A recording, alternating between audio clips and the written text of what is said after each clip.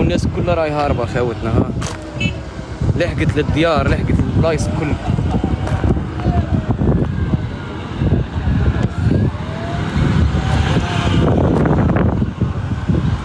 السلام عليكم وأسعد الله مساءكم. تعيش ولاية جيجل في هذه اللحظات على وقع كارثة حقيقية بعدما خرجت الحرائق المهولة عن السيطرة وامتدت ألسنة اللهب إلى الطريق والمناطق السكنية، وأظهرت مشاهد متداولة حالة من الخوف والهلع بين المواطنين، والذين اضطر عدد منهم إلى الفرار بحثا عن أماكن أكثر أمانا.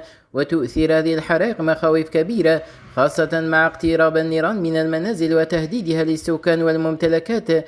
وفي خضم هذه الكارثة يتساءل العديد من الجزائريين عن وسائل مكافحة الحرائق الجوية ودور طائرات الإخماد في السيطرة على النيران، ويأتي ذلك في وقت سبق أن أعلنت فيه السلطات خلال السنوات الماضية عن إجراءات وخطط للحد من حرائق الغابات خلال فصل الصيف، غير أن تكرر الحرائق واتساع رقعتها من عام إلى آخر يعيد طرح العديد من التساؤلات حول مدى فعالية الاستعدادات والوسائل المتوفرة لمواجهتها. نسأل الله السلامة والحماية لأهالي جيجل وجميع المواطنين.